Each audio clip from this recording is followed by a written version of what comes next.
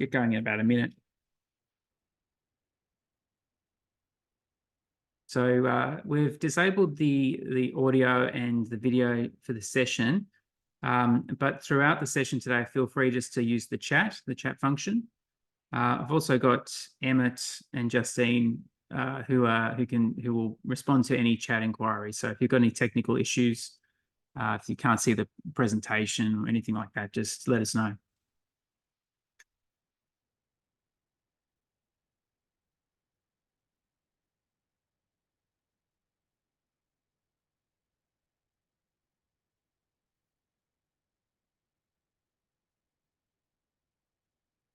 All right, we might get going, everyone. So thanks for attending this session today on dark personality in the workplace. Before I get going, what I might do is talk a little bit about the team I have with me today. So let me just click along here.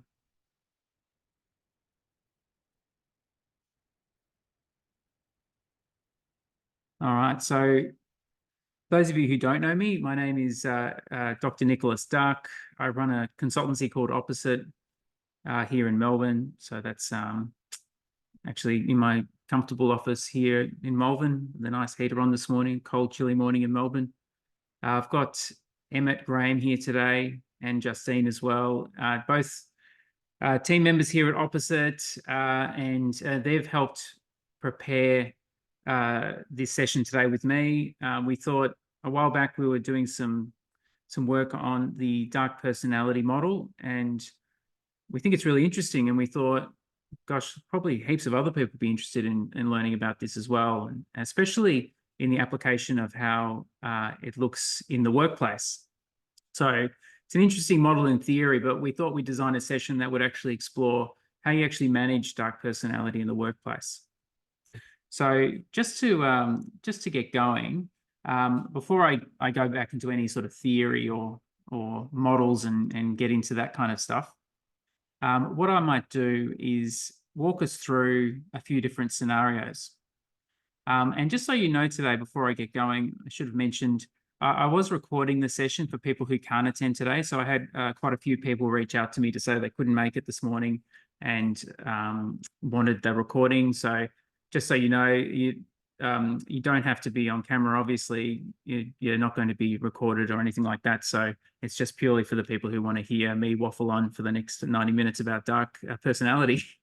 There'll be plenty of opportunity to ask questions throughout the session. So just enter them into the chat. We'll have a bit of a Q&A at the end. So feel free to add questions as we go. There might be some little nuances or things you want to clarify. Now, let's actually start with our first activity. So let's look at maybe four characters, and there's four options we've got here to start with. So we're going to, instead of jumping straight into the model and theory, as I said before, I wanted to actually explore some scenarios, and you as an audience, I'd like you to make the decision about how you might navigate these scenarios. So the very first question I have is, of these four, which one would you like to explore the most, just based on what you see here? So pop that in the chat. Pop your preferences. I'll give you, let's say, 15 seconds to do that.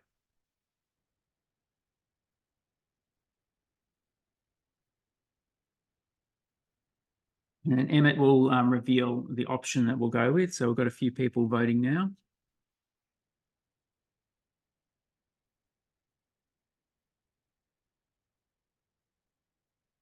All right. So what do we think, Emmett? Emmett's going to give me an update now. All right. It looks like the mirror is the most popular. I was convinced everyone would pick the cruel. Was that second on the list, Emmett, by any chance?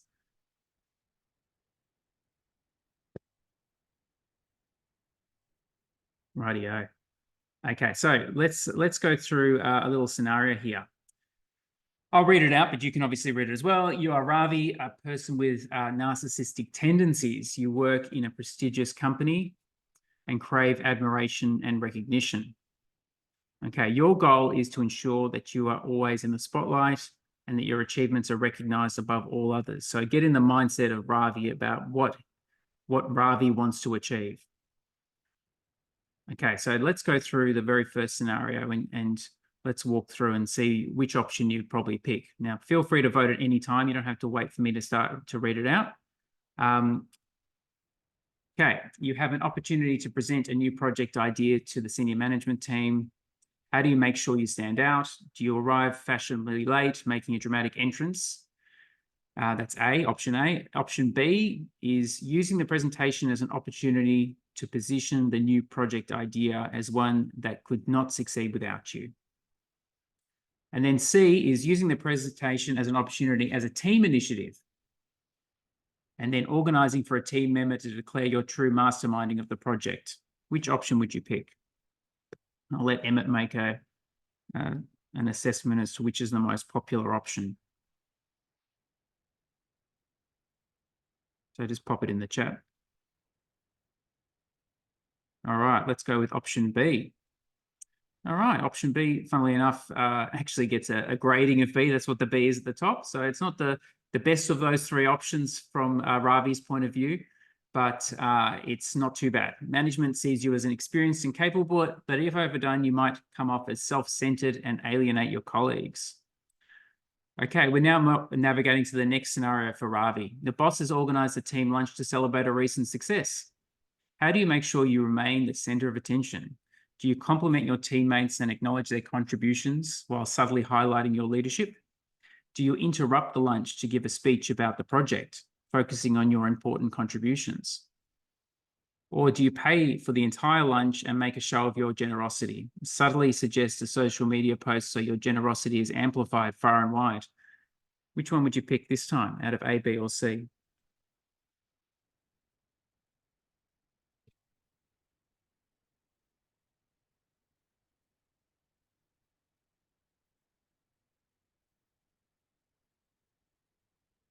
So Emmett's about to pop in the answer. I think he is anyway. A. Well done. You get a B+ for that one. You come across as a team player and a natural leader, gaining admiration from both colleagues and your boss. Apparently it was very close. So what was the other option, Emmett? Oh, B, interesting. Well, C was actually the one that would have got you the A+. Okay, last one for Ravi, and then we'll move on to another one. It's time for your annual performance review. How do you ensure you get the recognition you deserve? Do you exaggerate your accomplishments over the last year? So you might subtly point that you turned down a few jobs this year as well to your boss. Or option B, you already know you're important and you know that management does, so why do you need to even attend this meeting? And C is constantly compare yourself to your colleagues, pointing out that no one could have achieved what you did. What's your favorite option there?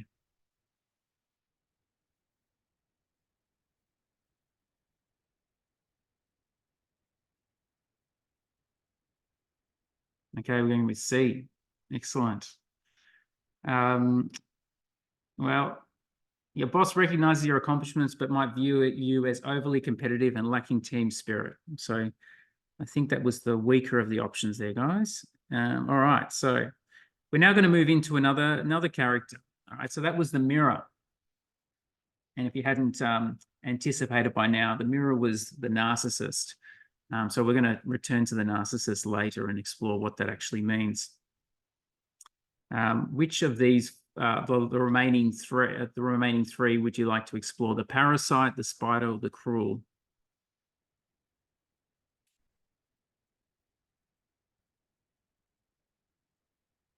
Is that your nickname, Emmett? Emmett the Cruel? Was that it, or was it something else? What do we got here?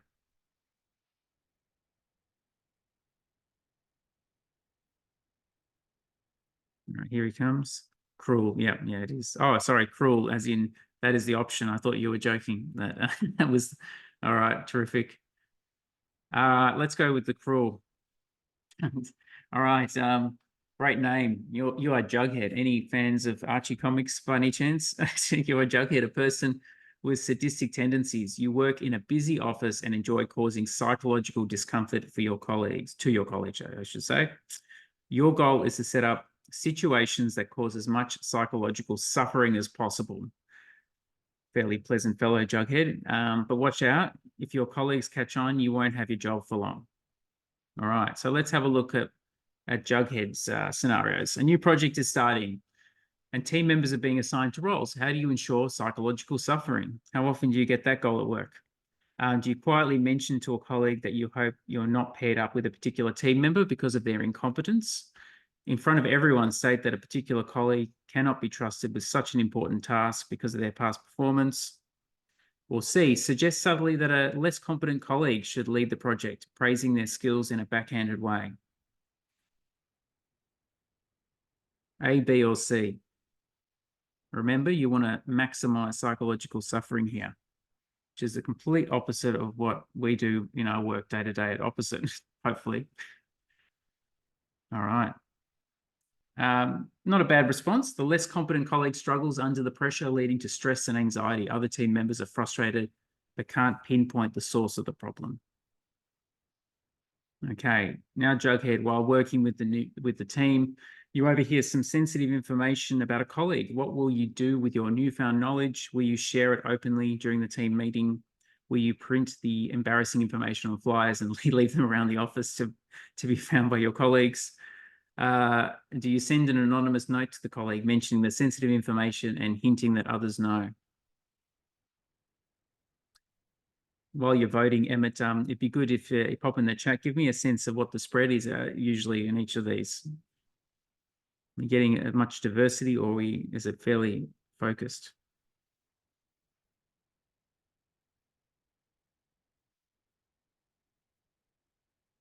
Usually a close call between two options. Oh, this one's between A and C. What's it going to come down to? Okay, we're going to go with C. A minus. I think that was the best option there. So the colleague becomes paranoid and anxious, unsure who knows their secret. This creates ongoing stress without revealing your involvement. Okay, the project has now come as the third and last one for good old Jughead. The project has come to a conclusion and your organization is conducting performance reviews to assess the success of the project and the contributions of individual team members. How will you act? Will you give harsh, unwarranted criticism to a colleague, shaking their confidence? Will you create a fake email address impersonating a customer and file complaints against an employee's behavior? We've all done that, haven't we? After hours, you sneak in and replace your colleague's feedback form so that it appears everyone has rated a single team member terribly. Which one is going to maximize, cause the most damage here, do you think?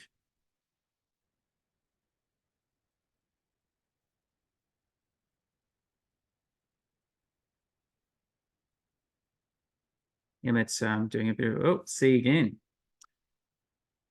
Geez, that's pretty harsh, guys. You get a B for that one, though. The affected colleague is subject to ongoing performance management and is shaken by the belief that the office thinks so low of them. Rightio. All right, we've got two left.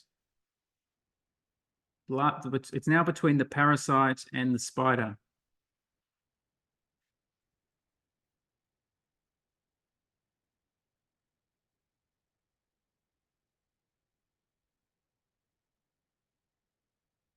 Spider. Poor old parasite doesn't get much love. Okay, Michelle, a person with Machiavellian tendencies. You work in a competitive corporate environment and are determined to climb the corporate ladder as quickly as possible. Your goal is to outmaneuver your colleagues and secure a promotion by manipulating situations to your advantage. Okay, let's see how we can do that with Michelle. Okay, your team is assigned to an important project. You'll be reviewed by upper management.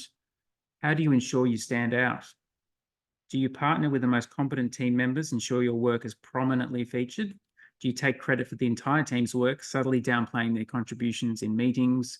Or do you allow your team to do all the work, then move them onto another project so you can be seen as the hero? So the one who finishes it all off.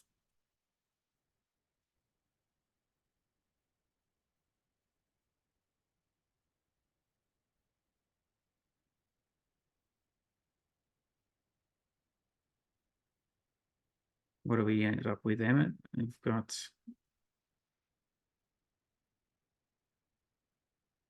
Okay, C. Excellent. Allow your team to do all the work. Okay, C minus. Management notices you moved your team off the project and risk the work to showboat. So it was a bit too obvious there. You hear that there might be a position opening up soon, and your main competitor is also interested. How do you handle this? Do you A, spend extra time complimenting and agreeing with your boss to secure their favor? Do you throw your colleague off their game by starting rumors about their personal life and their drinking problem?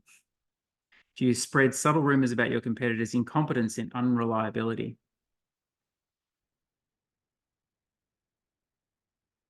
What do you do here?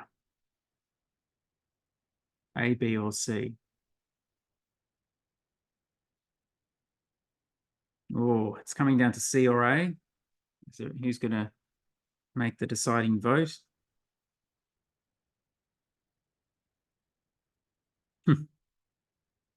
Let's go C. Gosh, the C is always winning out. Spread subtle rumors about your competitors' incompetence and unreliability. Yeah, you get an A for that one. I think that was the best response there. Your competitor's reputation is damaged, making them less likely to be considered for the position. It's hard to trace the rumors back to you, although success is not guaranteed. Okay, last one for Michelle. You have an important meeting with a potential client rep that could bring significant business to the company. How do you ensure you secure the deal and take credit?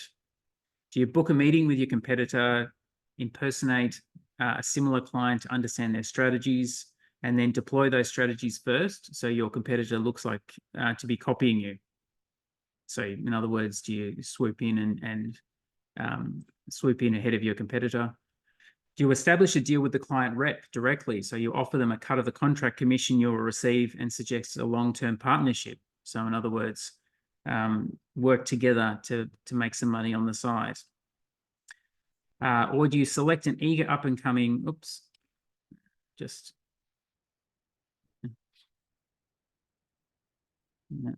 give me one sec. Apologies for that. Let me just run it off there. Give me one sec.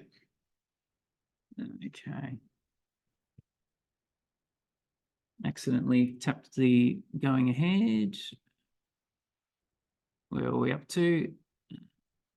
There we go. Sorry, when we think C for this one as well. So select an eager up-and-coming employee to do the grunt preparation work for you, swoop in at the last minute and make it seem like you're prepared for the meeting yourself. Well, that was a C minus. That was the weakest response there for this character. The client sees you as a knowledgeable individual and is excited to partner with you. However, the employee you've betrayed may come after you in the future. Last one. We're not going to get you to vote this time. We're going to go straight to the parasite and then we'll move on. Last one. All right. Now you're Gerald, a charming and confident individual. You see yourself as spontaneous and the ultimate level-headed business person. Nothing worries you, but you do tend to have explosive moments as well. You're about to enter a high-stakes negotiation with a potential business partner, Sam. Your goal is to secure a lucrative deal that benefits you the most.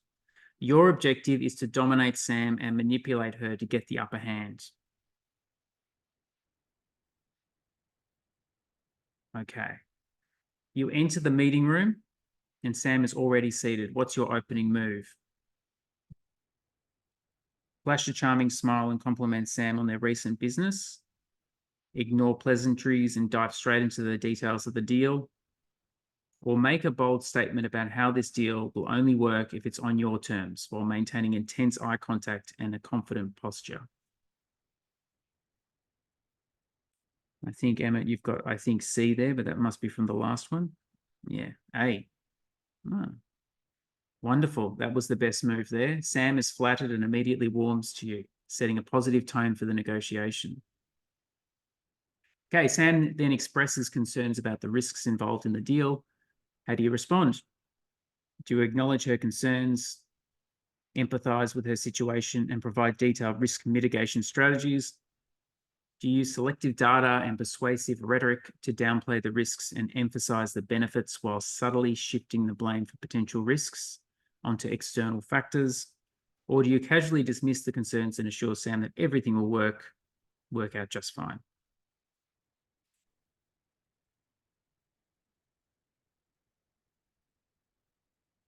Okay, A, B, or A. Emmett.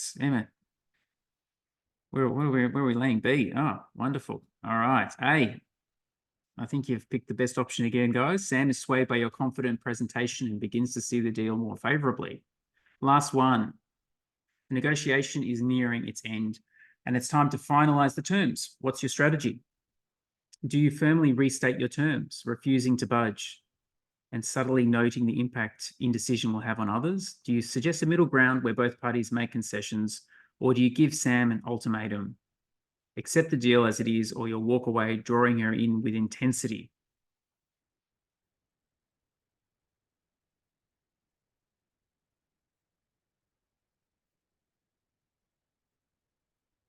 And just wanted to, for those of you who have joined us since we began, I think a few people dripping in on that Friday morning.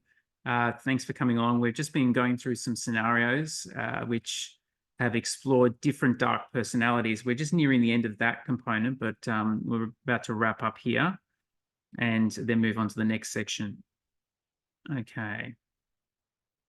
It's a close tie with A and C again. So let's go with C. Okay, you got an F for that one. Sam once viewed you as charming. Now she's simply terrified. She reports you to people and culture. So not the best choice there. You kind of overplayed your hand there a little bit. All right. So what we're going to do now is I'll give you a little bit of an explanation as to what we were going through there. And while we do that, I've got Justine is doing a little bit of a calculation on how we performed. So in case it wasn't obvious by now, each of these characters represented one particular dark personality, which we'll be talking about shortly. The last one we did then was closely related to the dimensions of psychopathy, which I'll explore and I'll explain what that is once we get to the model. The one we have with the spider is a Machiavellianism. The very first one we did with Ravi there was narcissism, as I mentioned before. And of course, probably the more confronting one is sadism, which was Jughead, good old Jughead the Cruel.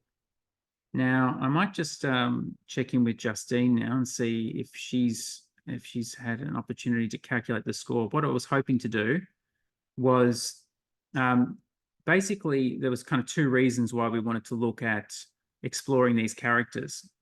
The first was quite often when we're looking at improving workplace performance, we try and get in the shoes of the people that we're implementing the change for. And usually we're looking at people, I guess you would consider in sort of the normal realm of things. So in other words, we would look at just normal everyday personality and behavior.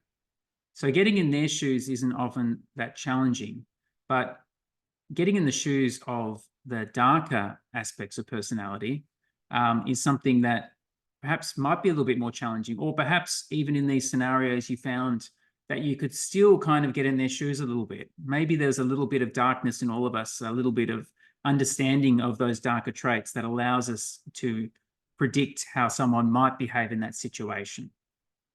Now, Justine has calculated the score. So we're giving like a basically percentage score here.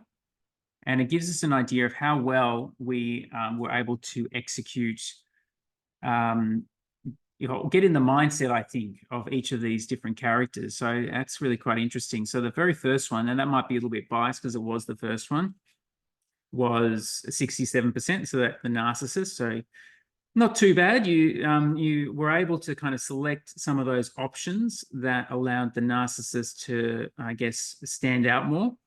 But there were options there which were perhaps even more narcissistic that you could have gone for.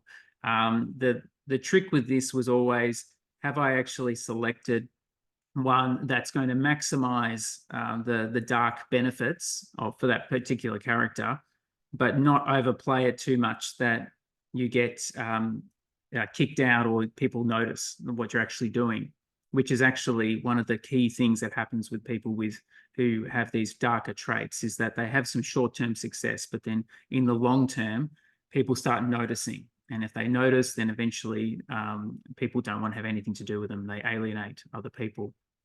The two actually you did them best on were psychopathy, 78%, and sadism.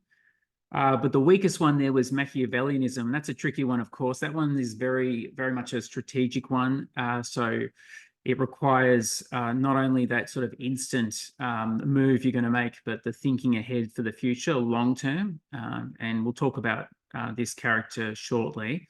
But it's usually the big thing about Machiavellianism is really long term, very patient, and will consider working their way to the top in a very methodical way. So they're able to bide their time. This is also a really good insight into the fact that you could actually navigate these characters. You didn't get, there was a possibility of getting much lower on all of these scores. You could have got something like 30%, I think, is the lowest you could get for each one. And if you got 30%, that would indicate you really struggled with understanding these different personalities, but clearly you had enough insight as a collective to be able to select options that were going to cause harm. All right, so what I might do is now just flick back over to the main presentation, and we'll continue on. Now, as we're going, as I said earlier, guys, if you want to, if you have any questions or anything you'd like me to respond to, I will be doing that a little bit later in the piece today, but there might have been things that came to mind even then where you went, I'd like to know a little bit more about X or Y, and Emmett's going to take note of those questions so we can cover them later so we don't miss out on that. All right, so we did actually think that after all that darkness, all that delving into horrible things, that it might be good to actually lift ourselves out and look at something a bit lighter. So before we get into the dark personality model, it's probably good to have a little bit of background as to what personality actually is in the first place and how the Dark Tetrad model came about.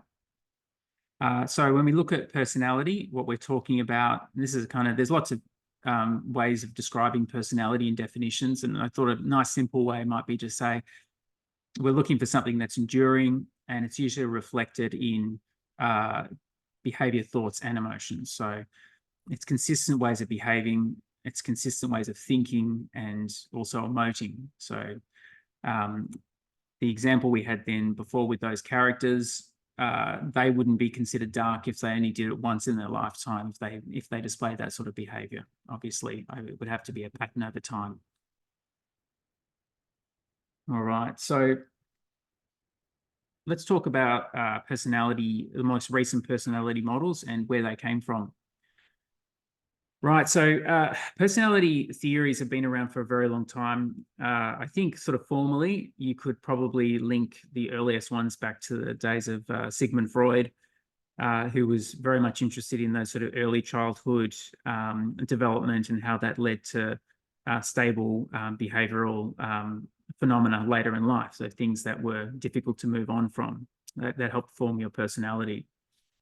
But more recently, the psychologists have really looked at personality in a more statistical way. So we've been able to take large populations of people and essentially gather data from them that looks at different traits or characteristics that you might find in the general population. And that's basically found through really extracting words and descriptive words, I should say, from things like dictionaries. So if you were to go through the dictionary and just pull out words that describe people and then ask people, literally ask them, how often do you do this, or how often do you feel this way, and so on, that eventually if you get a large enough number and then run statistical analysis, you'll find that some of those words will cluster together like glue. They'll stick together. Sometimes they'll sit across a few of those different buckets, and other times they'll sit across so many that they don't really fit anywhere. And probably the more popular model of personality today, even though the ones you might see in the workplace are usually variations of this model or very closely related to the methodologies and the approaches that this model set about, was this Big Five model, which I'm sure at least a few of you have heard of before. And that looked at these 5 dimensions that you can see now on the bottom. And I'll talk a little bit about those first, and then we'll talk about how that relates to the Dark Tetrad. So the models originally, when we, as I was saying earlier, when you went through descriptive terms about human beings, you can see there's so many different ways you could describe someone. You could say somebody is reflective. You could say someone's enraged, they're eager, and so on. They're the sort of descriptive statements that we took and categorized into personality. But what wasn't included were things that perhaps better suited the clinical world in psychology of disorders, where they started pulling out these kind of darker words like sadistic, self-centered, cunning, and so on. I'll talk about the personality model in a second, but you might wonder, why do we even care too much about personality? Aside from being a curious thing, an interesting thing, perhaps, in the workplace, personality can be used for predicting job performance. So there's plenty of research, and I'll show you a few examples of that, where you can actually use the personality model and measure that to predict how well someone will perform in particular roles, and also more generally. It can help predict how well you get along with other people, the sort of behavior in the workplace, as well as counterproductive behavior.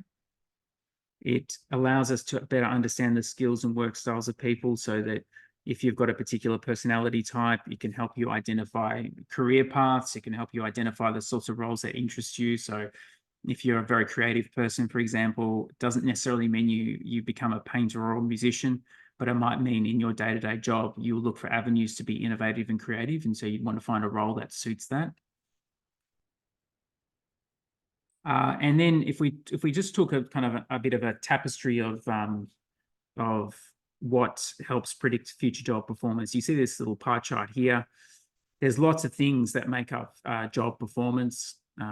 Everything from your mental capability, how you apply your social skills, your general knowledge and skills, how well you fit with the organization. At least in this one study, basic personality tendencies is around 35%. So a lot of the things that can actually predict your future performance are these enduring traits. And there are particular ones of interest, which I'll go into shortly. The basic traits, the broader traits that we're looking at, which have lots of sub traits under them as well, are extroversion, so how outgoing you are and sociable you are with other people. Emotionality, or it used to be called neuroticism, or emotional stability. That basically is how sensitive you are to punishment, or how volatile you are. So do you get anxious very easily? Do you get angry very easily? Or are you generally pretty a steady ship? It takes a lot to actually set you off. The openness dimension, as I mentioned earlier, is usually associated with creativity. It's kind of open thinking, or being very flexible with your thinking. So that's usually required for more creative roles. And it also means you're also more open to change and those sorts of things. There's conscientiousness, which psychologists always jump up and down about, because it's probably the better predictor of future workplace performance. That's basically how hard you work. Do you actually see things through to the end? So unsurprisingly, it correlates with future workplace performance. There's also agreeableness. Agreeableness is how you get along with other people. Do you seek harmony? Do you try and avoid conflict? Do you have empathy for other people? And then this last dimension, which is probably of the most interest for this particular topic today, is this honesty, humility dimension. And the reason why is because it is the most closely related to the Dark Tetrad model, which we'll talk about shortly. Originally, the Big Five model, so we had that Big Five model, and it was very static. So when across lots and lots of studies, we would continue to find that there'd be these groupings of five. But the honesty, humility dimension came a bit later. So it was something that perhaps provide that extra little nuance that in the past probably sat across, I believe it was mostly in agreeableness and possibly in conscientiousness as well. But there were elements across these dimensions that ultimately deserved its own discrete factor.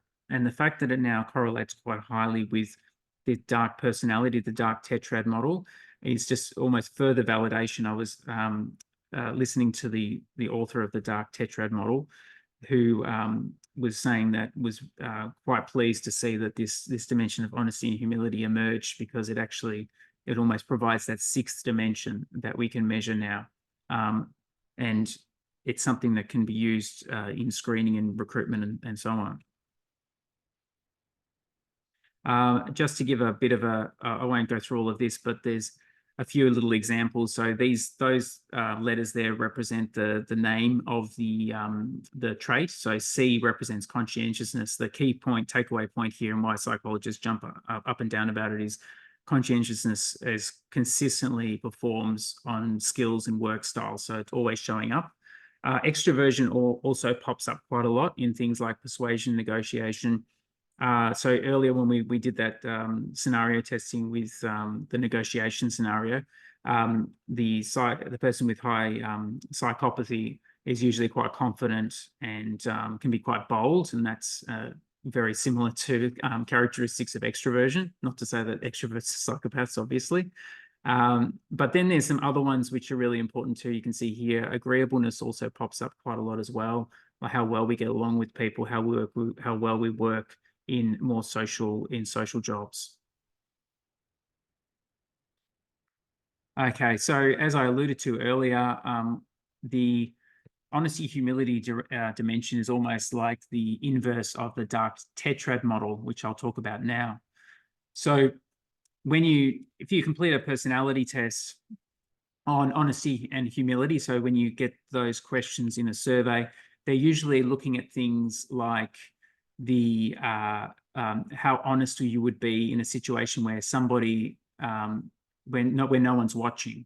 So in other words, if you found a big bag of money, what would you do with it if you could actually keep it? If you found $1 million, would you pick up the bag and put it in your cupboard, or would you walk down to the police station and hand it in? That's a fairly interesting one, isn't it? I mean, if it was $20 on the ground, would you walk around and try and hand it over to someone or not? How honest are you? But then there's other questions as well that ask questions like, do you feel as though you're generally a better person than other people, or that you're more important than other people? And that's measuring humility. So the inverse of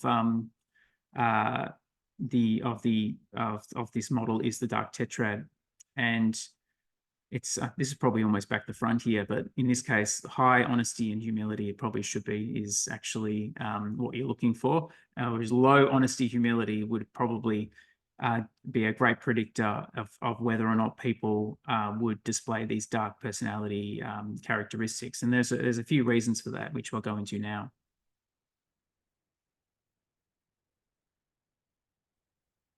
All right, so we're now going to go into the Dark Tetrad model. So we're going to explore this one a little bit more.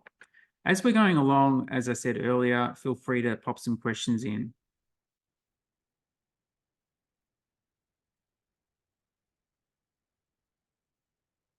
All right, so remember earlier we were talking a little bit about the language, so the words that we use to define personalities and how those things clustered, and how we originally, the researchers didn't look at these words. Well, interestingly, what they did is they went off and actually looked at these words to see whether or not there were some patterns forming. There was some other background to that as well. Up until recently, there was a lot of work that was done on people who were called psychopaths, or they suffered from psychopathy. There was also lines of research that looked at narcissism and sadism, and they were almost distinct lines themselves.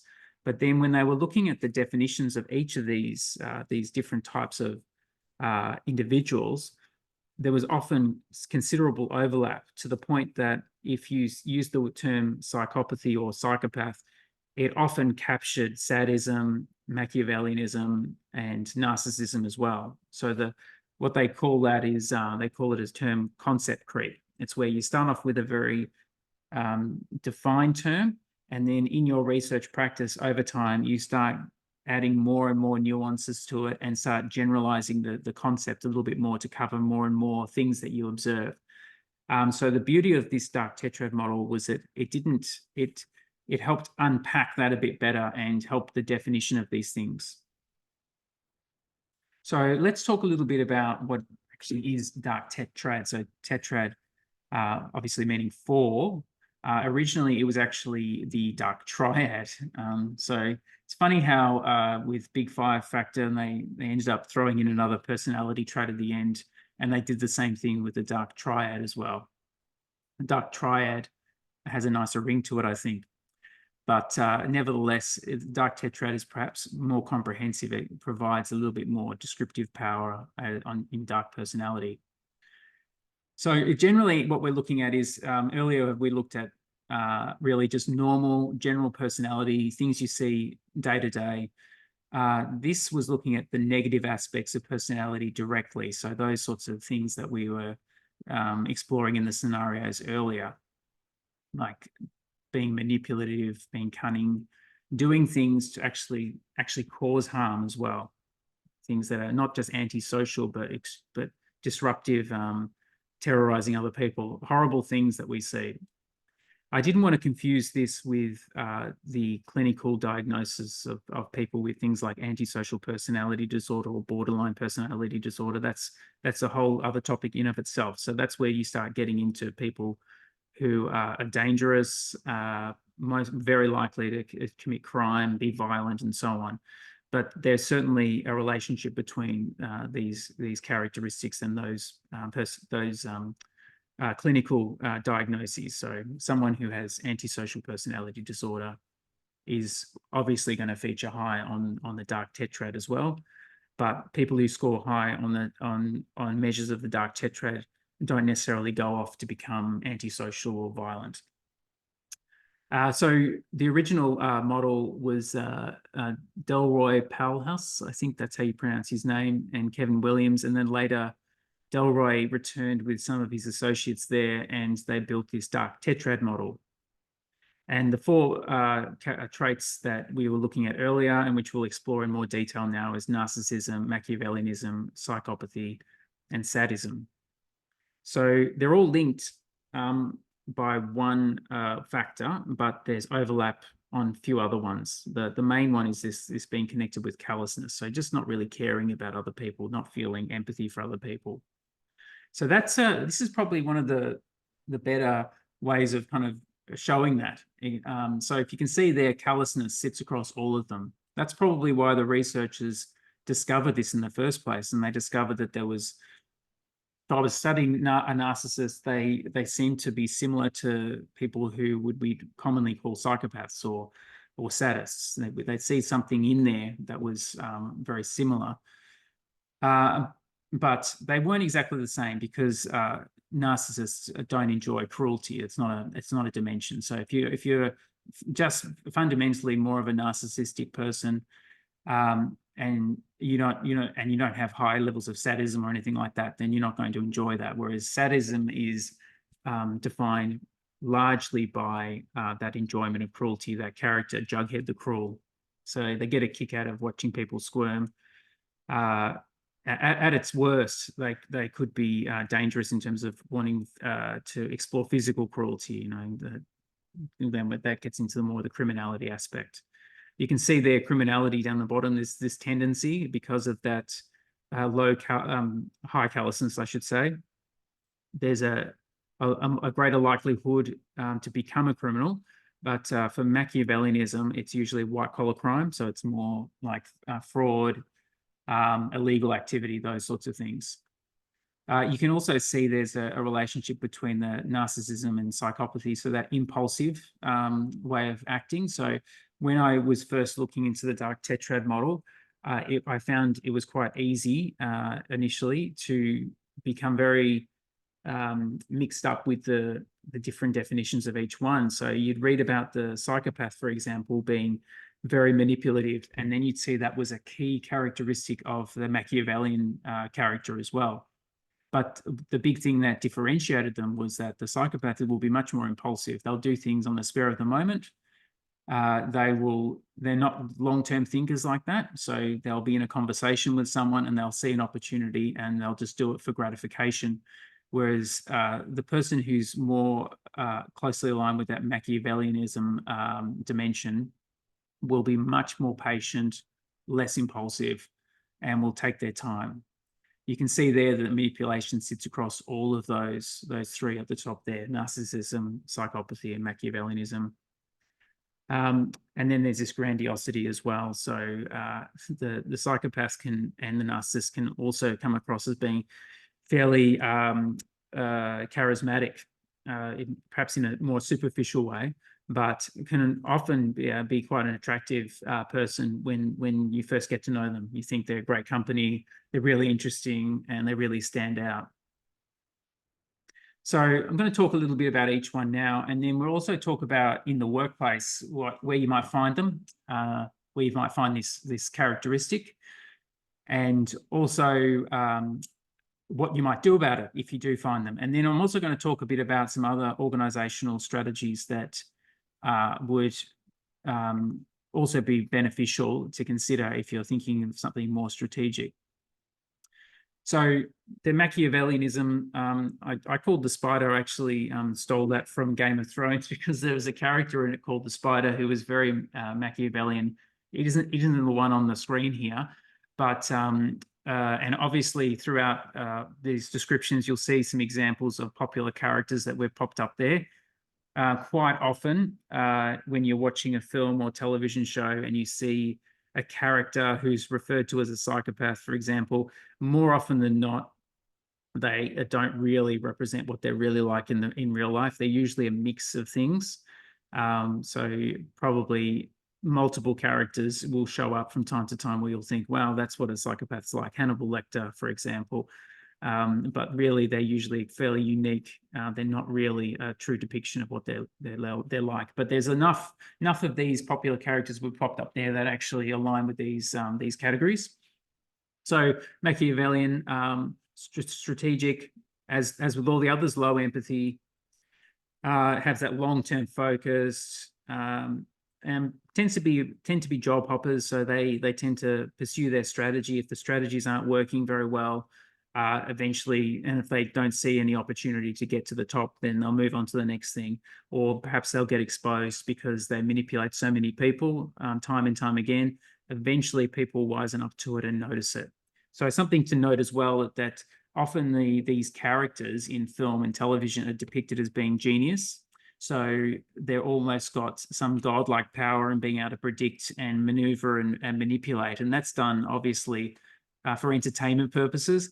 That doesn't mean that any of these dark personalities, if you come across them, will always be super geniuses or high intelligent. You could find them plenty who are low intelligent who will still act in this way and will get called out very quickly. Okay, so some examples of where you might find a character like a Machiavellian type of personality if you've ever come across them in the workplace. I'd be interested actually in the chat if you've got other examples of ones you might have come across who you suspect. It's usually going to be in a competitive environment where there are high rewards. Ambiguous settings, this is a really important one. So this is basically people when things are when organizational rules and policies and things are changing all the time and things are a little bit ambiguous, that a Machiavellian person can sort of fill a power vacuum. They can come in and maneuver their way around.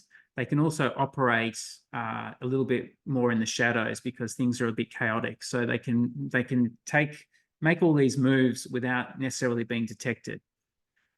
So this will also happen in a workplace where things are kind of loosely monitored as well. So a character like this will operate in the background, making alliances with other people, and essentially looking for all these little opportunities to kind of weasel their way up to the top into a power position. That's their number one goal. So one of the things that that can help manage the situation if you come across someone like this, or if you want to preventative practice, is to ensure. I think the main thing I always remember with the Machiavellian is the transparency. So if somebody's really good at being strategic and playing politics and working behind the scenes to cause harm or to move things forward, then workplaces that are much more transparent about the decision making, much more open and honest with things, all of that will actually help deter that sort of behavior. So if you've got like really obvious things, if you've got a process where people are getting promoted in the organization, then ensuring that there's really clear, fair, transparent process ensures that it prevents people like this from just moving up the ranks through manipulating. But if you're working in a workplace where a senior leader can really just make split decisions about this person's going to get hired, that person's going to get hired, then all of a sudden the person who's really good at working those relationships and manipulating people and building up that rapport with them in the background, that person will suddenly get ahead, and that person could sometimes be the Machiavellian. So there was a question in the chat. I might address this one now. It's an interesting one. I'm not sure I'll know the answer to this on the spot, but workplace changes would seem to work for Machiavellians due to reduced structure. Yeah, it would probably depend on the context, I'd say there. I'd imagine that workplace change overall, if it's a significant change, if it's a transformation, it would still work in their favor, because if they've been maneuvering ahead of that, then they might be the one who lands in one of those top jobs at the end with the reduced structure. But I think what you're alluding to is probably the reduced degrees of freedom. It does actually minimize options, so it could also work against them. I think that's a really good question. All right, we're now going to talk about probably the more commonly used term where people often say psychopath. You think about all sorts of characters you see in films, often they're referred to as psychopaths. These are some examples. I found a paper the other day from a group of psychiatrists who were looking at popular characters in films and were assessing whether or not they were actually psychopaths, even though they were referred to as such in the film, or at least people thought they were. And they were basically went through and were dismissing most of them. But the one that popped up that wasn't, surprisingly, was the character you can see at the bottom there from the film No Country for Old Men, if anyone's seen that. It won Best Picture. Anton Chigurh, I think his name is. They were saying that was pretty close. Now, they're probably thinking more of the antisocial psychopath, so the antisocial personality disordered one. But they believe that was sort of low empathy, and that really scary low empathy, and was actually pretty close. They did call out that Christian Bale's character from American Psycho wasn't a good example of a psychopath, interestingly, and that's a commonly cited one. So like the other ones, the psychopath, low empathy, low remorse, but unlike the Machiavellian, more impulsive. There's a need to dominate and control. There's this superficial charm. So when they're talking to people, meeting people for the first time, people will instantly gravitate to them, think they're quite wonderful.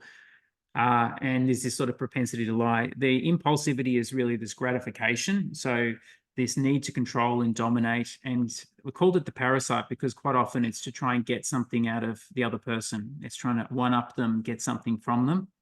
I heard someone, a psychologist, talking about psychopaths' ultimate goal is they'll look at the other person and think, well, if you're too weak, you don't really deserve to have some of these nice things you have. So they actually belong to me now. So they've got this sort of very dismissive and belittling view of other people. The impulsivity, as I mentioned earlier, is what really characterizes it in their manipulation. So it's not something that's a long-term strategy for them. It's quite often a spur of the moment thing. Sort of low resting anxiety, low emotion, it makes them a bit fearless as well. So where do we look? Very similar to the Machiavellian. In fact, with most of these workplaces where there's that high level of ambiguity is still an issue. In corporate settings, this is a funny one. Quite often people ask that question is like, what is the percentage of the population of people, psychopaths or others? And it will vary quite a bit. It's hard to pin down actual percentages. But generally speaking, there seems to be a view that 1% of the population, the general population, would fall into this category. And then there's been research that's shown that in the corporate settings up high, and the highest, there's 3 times as many. So that sounds like a lot, but we're still talking about 3%. And I think it's important to note that the other 97% aren't. So if you're thinking that when you hear that statistic sort of thrown about that people up the top are all psychopaths, well, it's actually probably not true. Most of them quite clearly are not. They're getting ahead through other means.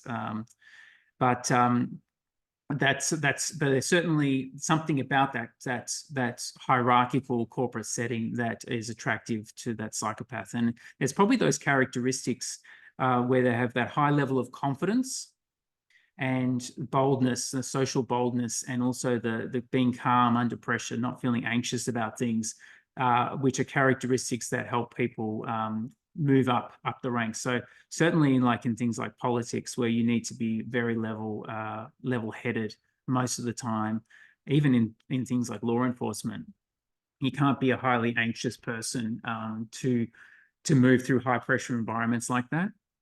And then clearly with that impulsivity, there's the high risk taking.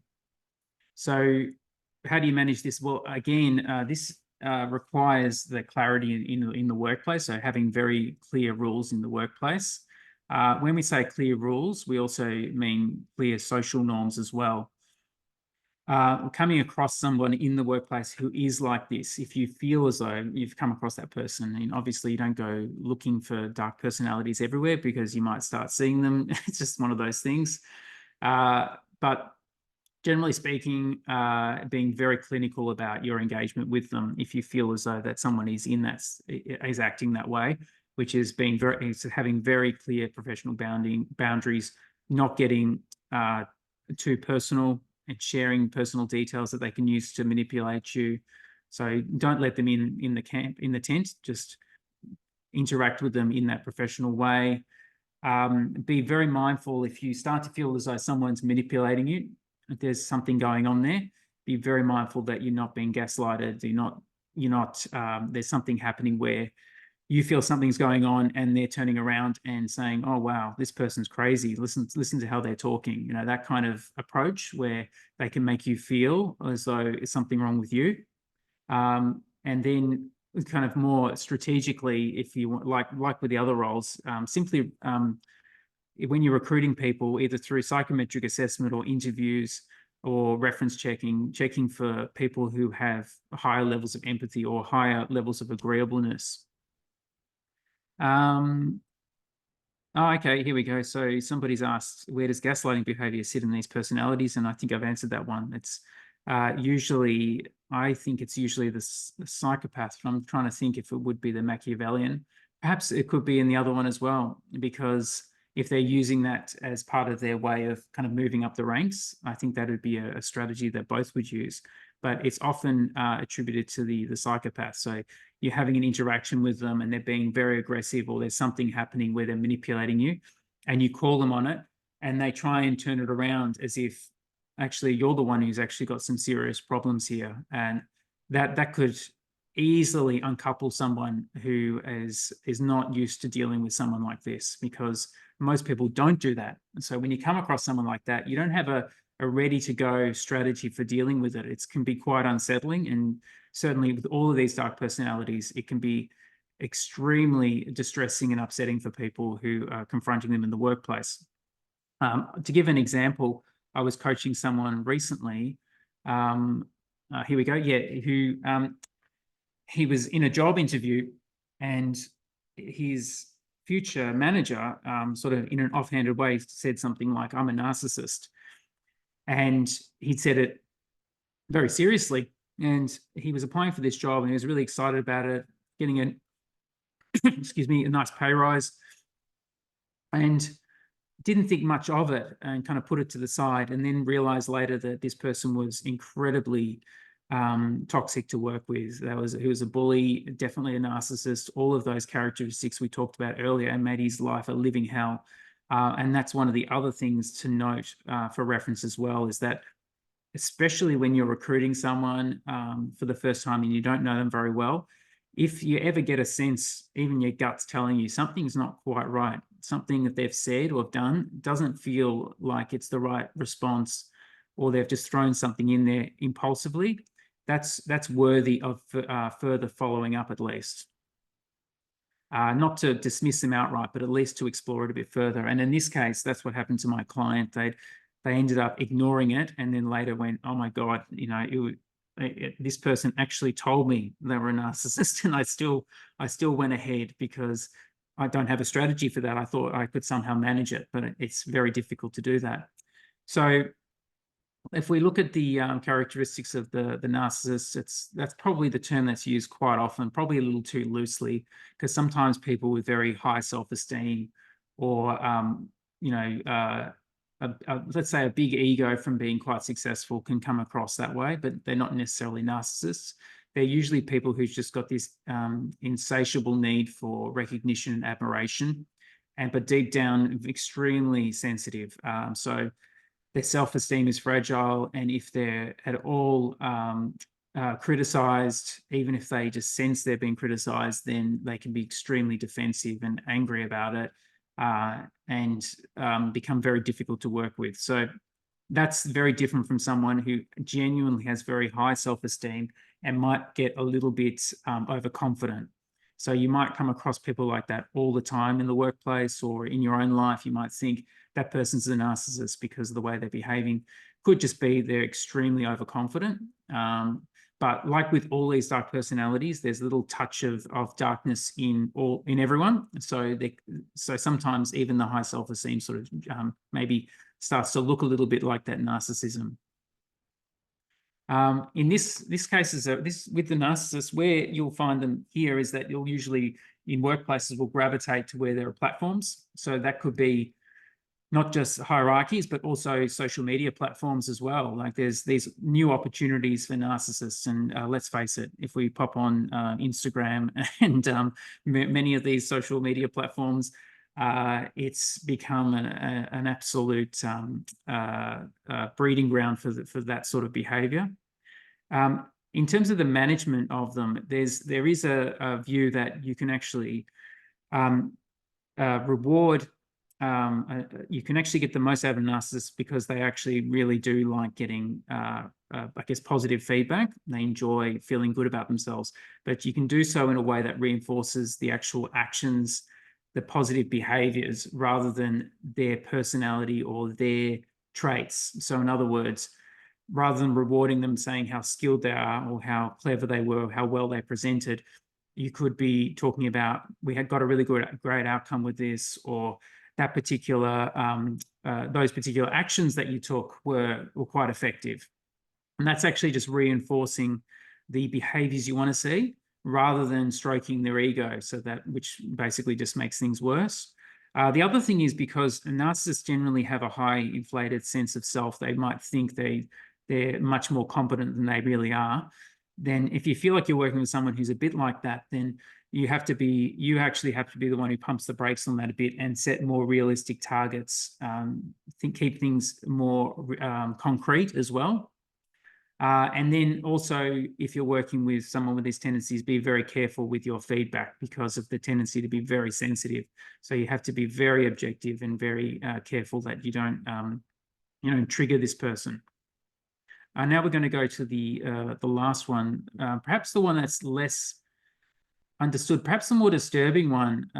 You can probably see a few characters there from TV shows and films that of sadists. So people who actually enjoy causing harm. So that's their goal, basically. So they're not motivated to get to the top. They're not necessarily motivated to one-up you or anything like that. They genuinely enjoy bullying because they like people to be unhappy, and they enjoy seeing that. I guess the worst of them are perhaps ones that could be physical sadists as well.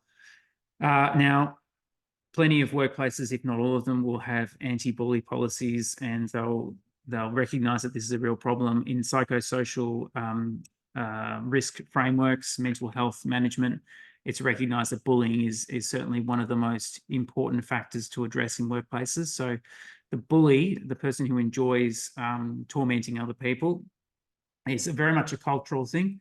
So this will flourish in cultures where it's simply tolerated. So it means that there's not really a good process in place for bullies, or it's too lazy and slow to address it.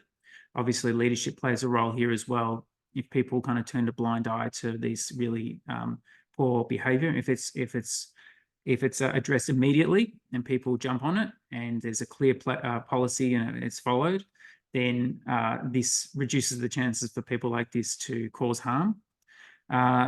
It's no doubt going to be exacerbated where people have an opportunity to be isolated. So this could also be in an online environment. Cyberbullying, as we know, is a big issue now. But anything that can happen where someone can be anonymous and cause harm, which allows them to basically just keep doing what they're doing without it being obvious. And really, one of the key factors of addressing this is ensuring these clear policies and processes in place that are deployed rapidly. They're not slow to respond. And then obviously, of course, it could also be simple background checks on people. I just as one example, I worked with someone I only recognize now was probably displaying some of these characteristics years ago in a job. And this person was definitely went out of their way to try and embarrass and humiliate people, and was just, I had that vibe as soon as I met her that she was very cold. And she did a couple of things that were also completely against workplace policies. She went into our manager's records and was pulling out files on people. So literally did it, and then shared the information with the broader team of what she found. So with essentially the aim of actually trying to cause harm, embarrass, and intimidate people. And I remember when I went to my manager to raise this issue, she nodded and smiled and said, "You're not the first person to report this. We've had multiple reports." And the first thing I learned from this was that, number one, is that if you're feeling alone in the workplace, or if there's somebody causing harm, quite often other people are feeling something like that too, and you're not alone, and being quiet about it because you don't want to cause a fuss is not the right approach, because it could be that management, leaders, or people in culture, whoever it might be, are just waiting for an opportunity for someone else to come forward and say something.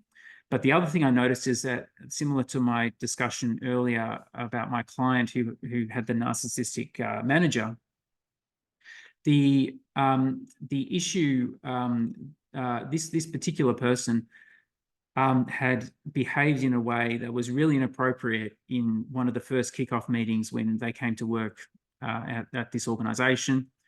And it said something quite disparaging about her mother. And my manager actually said to me, "Nick, she said something that was so horrible about her own mother, and she didn't even know me, and she was expressing this to me." And it seemed such an odd thing to do and such an odd thing to say that my gut immediately told me something was wrong with this person.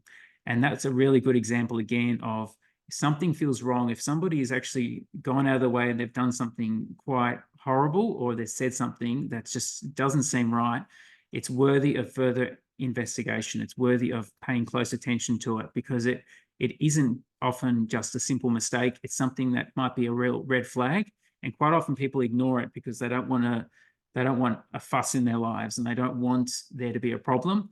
But the more those people are allowed to do these things, the more it flourishes in the organization. Okay. I thought I'd just throw in a quick case study just before we wrap up on the Dark Tetrad and move on to some last observations and questions. Some of you may have heard of this character. I was going to say this person who sadly actually died last year. I discovered just recently. It's not Jimmy Fallon, by the way. It's James Fallon, who's a neuroscientist. And he was actually, as neuroscientists do, he was exploring brain scans of people. And so he was looking at lots of different things. So psychopath brains, for example, but he was also interested in topics like schizophrenia. And like all good researchers, had recruited a lot of family members and friends to participate in brain scans and things so he could use it for his research. And then he came across a scan that from one of the family members, which was showing a trademark psychopath, trademark psychopath's brain. It's a hard thing to say, but what that showed was, I think it was the low activity in the prefrontal cortex, which is self-control, and I think it would have been smaller amygdala, which is the part of your brain that processes fear. It's primarily responsible for that. So when that's smaller, you tend to be fearless. And he was surprised to find that one of his family members had this scan. And then when he looked into it a bit more, he realized it was his brain. It was his scan. And what this revealed to him, being a researcher, and he was quite amazed by this, was that it helped explain something that he understood, but perhaps never really looked into through self-reflection very much, which was that he had very low empathy. He didn't care for other people. If his wife was upset about something, he didn't feel sadness or any sort of empathy at all. And very impulsive. He liked to dominate people in discussions. He liked to manipulate people. And he had this irresistible desire to do impulsive things like, jump off the pier at the end of a pier into cold water and things like that. And so this allowed him to actually realize that he basically had these underlying characteristics. And what was more interesting, I think, from this case was clearly he'd adapted. He became a neuroscientist. He had a family. He had friends, but something in his early childhood allowed him, through his interactions with people, allowed him to actually realize that even though he didn't feel empathy for other people, he knew it was important, and he knew he had to at least display those behaviors. And then as he learned more about his brain and what this actually meant for him, it allowed him to even further adjust and refine his behavior.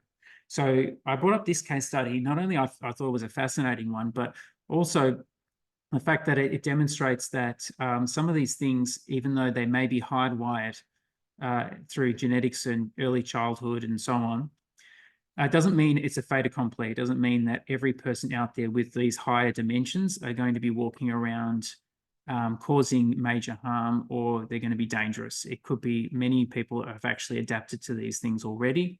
Many of these people are functional in the workplace or in life. So some of the profiles I presented earlier obviously present them all in a very bad negative light, and then we're talking about extremes, but there's certainly examples like this one which show that you can adapt. Now, just in the interest of time, I'd like to leave some time for questions.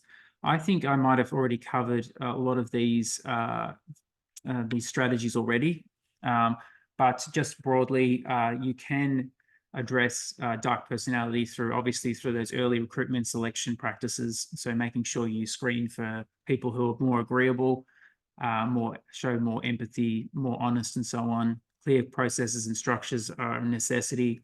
Clear reporting process as well. Discussed that at length today. Also investing in the culture. So proactively investing in psychological safety, mentally health workplaces is a way of getting around and creating positive workplace norms so that these are not places that people will flock to cause harm. So, and then lastly, it's just ensuring ambiguity is really the friend of all of these dark personalities, where organizations are very fluid, lots of changes happening, and rules aren't very clear. Then they use the chaos to get ahead. And of course, sometimes it's not something you have control over. You don't control the organization, perhaps. You're just an employee, perhaps, and you're thinking, well, what can I do about that? As we discussed earlier, setting those boundaries, ensuring you've got some really good, simple skills to practice. So if you're having an interaction with someone, that you keep it brief, you focus on information, you're friendly and you're firm, and you move on. So keep the boundaries and keep the transactions with them very methodical. That's one way to deal with it. Obviously, if you're dealing with someone who's causing serious problems, you just keep a note of it just in case, because it's much easier in the long run if something does come out later that you've got an evidence trail to use. Looking after yourself as well, so ensuring you maintain your sleep, and you're getting exercise and you've got time out and spending time with friends at its core. Escalating if you have to. So if you feel as though you need to, rely on those processes at work. If the processes at work are appalling and people are not helpful, then that's probably a signal to you that you might not also be in the right place as well. So if you don't have a supportive workplace, if you're being bullied, if there's a problem, then don't put up with that. You need to look after yourself. And then, as I said earlier, making sure that if your ambiguity is their friend, but so keeping everything open and everything out in the open so that things aren't happening behind closed doors where they can manipulate and intimidate. So perhaps being around other people, or if you've agreed something in a meeting, that you document it and put it in an email very, very succinctly so that there's no cause for confusion or misunderstanding. Rightio. So what I'll do, I'll actually go back a little bit. Why don't we see if there's any questions in the chat, and I'll talk a little bit about other things you might be interested about opposite. Yeah, so norming, so someone in the chat asked what norming is. So norms basically can emerge in a few different ways. Norms can emerge naturally. So if you think about your family, for example, you probably didn't sit down and develop a norming process with your family, but there'll be norms in your family that and some of them will be family norms, some of them will be broader cultural norms. So a classic sort of norm the classic is when the norm is violated, that's when it's obvious. So, for example, someone gave me an example that I always bring up because it's just an obvious one, is if your family, you're having someone from, say, overseas has come to visit, and you're having breakfast at the dinner table, and then someone lights up a cigarette at the dinner table first thing in the morning. If everyone in the family is sort of horrified, then clearly this person has violated one of your family norms, probably a cultural norm. So norms are just these normal ways of behaving. So normal ways that we normally do things. When you actually engage in that more deliberately in a workplace, there are lots of techniques that can be used. Usually it's about working with teams or organizations to understand, how do you like to work generally? And understanding what all the individuals, how they like to work, and then finding some commonality amongst everyone. There's always going to be a bit of diversity. So a norm might be, we all like to start work around 9 o'clock in the morning. That might be a norm in the workplace, but then you'll occasionally find someone who likes to get going at 7 and another person who likes to rock up more at 9:30, 10 o'clock. But generally speaking, all of us like to work at around 9 o'clock. And you can also create norms around how you interact in meetings. So don't talk over the top of people, be respectful in your interactions, and so on. And those things obviously are counter to dark personalities. Not sure if there's any other questions there, Emmett.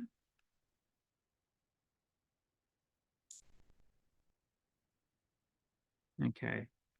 Emmett said, yep. Oh, okay, yeah. So Emmett's been diligently typing in questions everywhere, and I just have not noticed any of them. Okay, we've got the gaslighting one. Okay, either technology playing a role in the recruitment process, ethical considerations. Okay, so one of the, so at the moment, I don't think we're aware of any specific tests just for Dark Tetrad. In fact, if you're going to use that in a more formal sense, and in fact, it's a pretty tricky one if you were to want to try and use it as well, because you can imagine getting people to fill out a test that measures dark personality and then having to either give them feedback or write a report on someone's levels of sadism. It could cause a few issues. But there are certainly lots of personality assessments that can be used in recruitment that have scales that are very closely related to that. And I mentioned that earlier with the Hexico model, the 6-factor model. Honesty and humility is one way of identifying people who might be problematic. For the original Big 5 model, or even Hexico, agreeableness, or very low agreeableness, is usually a bad sign as well. So people who don't really people who are going to be very argumentative, who don't want to get along with other people, are very deliberate, and they like to have control.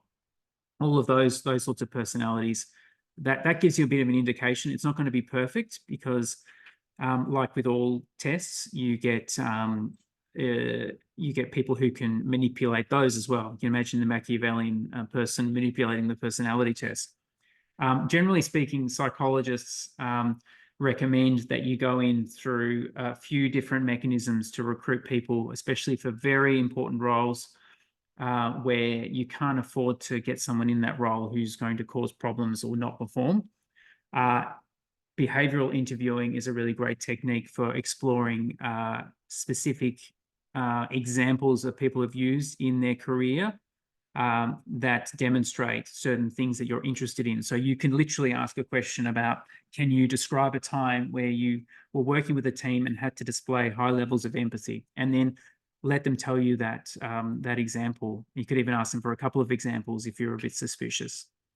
So that's probably one method. And there's many personality inventories out there that will have a dimension that will probably tap into how well people will get along with other people. So that will give you a bit of a bit of an indication. It should be worth noting with all of these that a little bit of dark personality, dark tetrad isn't such a bad thing. And we're looking at the dark tetrad model is based on a normal population of data. It's not from a clinical population of people in prison, for example. So there's a little bit of perhaps why we could, in that earlier activity with the scenarios, we could navigate those scenarios because we had a bit of that in us. We could sort of get in the mindset of the sadist, even though we wouldn't do it. There's probably a little bit of us in there to know enough that I could understand that that would cause harm, and that would actually be quite a powerful way to do that. And often people have to get into the mindset of very dark people for entertainment purposes. They write these horrible characters, and you wonder they're not doing that by a fluke. They're doing it because they can understand the darkness in all of us a little bit. So all of those things are really important as well. I don't know if was there any other questions there, Emmett, that I've missed. Just flag with me. I'm not sure if I've missed any others.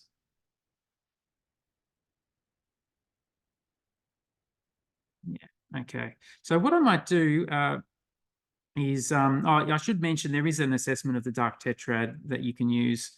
Probably not for recruitment. It's not validated for recruitment, but certainly it'd be one if you're interested in exploring it further. It's called the Short Dark 4, SD4. So that measures each of those dimensions. You can also take the Hexigo test online for free as well. So if you just do a Google search for that, you'll be able to find it. And yeah, you'll be interested to see, like, where do you show up in honesty and humility? Is it off the charts, super honest person, or is there a little bit of those dark tetrad characteristics creeping around in the background? What I might do is just to wrap up, I might just talk a little bit about opposite. For those of you who are still in the room here, we've got had a good turnout today, about 40 people, now about 35. And this video will be shared more broadly as well. But so I thought I'd talk a little bit about the team first. So you can see there's our team, mostly psychologists. We've got business manager, designer as well. Justine is a brand new team member. Just recently, I haven't added her profile up there, but you met her earlier. So she and Emmett were fantastic in helping me prepare the session today, and also educating me about some of the more recent research on this model.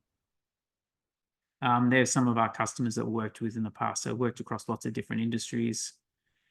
So a little bit about us. What we do is that we work in human experience and human enablement, human factors and human-centered design. So if it isn't obvious by now, we like working with humans and understanding them and understanding how they behave in workplace settings. We're kind of interested in all facets. So everything from the design of the workplace environment, the physical environment, right through to how we work as teams and how do we create a better experience in the workplace. Hence why we're interested in the Dark Tetrad, because obviously we want to explore workplaces where we don't have that sort of behavior at all. So some of the things that we're working on, I'll just put a bit of a plug in for us. If you're actually interested in any topics, like we had Dark Personality today, you can see up there. We will come and talk on a range of topics at workplaces, online or in person, even if it's a brief session that you're looking for. Really interested in anything psychology related that's applied to the workplace. So some examples, obviously Dark Personality, emotional intelligence, the psychology of risk is a very popular topic. We're also quite interested in mental health and psychosocial risk. We're also really interested in programs as well. So we've designed a lot of different types of training programs for organizations. Usually what we're trying to do is create something that's like really engaging and fun and interactive for people. So everything from investigations training through to more leadership related programs or middle management capability development programs. We've also recently developed a psychosocial risk assessment tool. We're currently trialing that with Sydney Trains up in Sydney. No, not that surprisingly. So we've developed a model and a framework that helps do that assessment of psychosocial risk that we can use either with survey or a combination of survey and interview, and also incident investigation as well, or incident reviews, I should say. So that's a tool that we're currently developing that's looking at those characteristics that make work a lot easier for people, and a lot more mentally healthy for people, I should say. And so some of the things we talked about today around the bullying behavior, for example, fits into this framework quite well. The other area that we've created very recently is a combination hybrid coaching counseling service. So it's a kind of filling that sort of sweet spot between counseling and coaching. It's where people can come and talk to one of our team members to get some careers coaching, but also receive a bit of help for any mental health as well, any mental health issues that they might be experiencing that are work-related. And that's something we've set up that can be accessed through Medicare rebates as well. And that brings us to the end of our presentation today. And thanks for everyone for attending. If there's any other lasting questions, we've got literally 1 minute. So if there's any doozy of a question you want to end this on, then feel free to pop one in. Thanks, guys, for the feedback over there. Yeah, terrific. Thank you, everyone. Thanks, everyone, for coming along.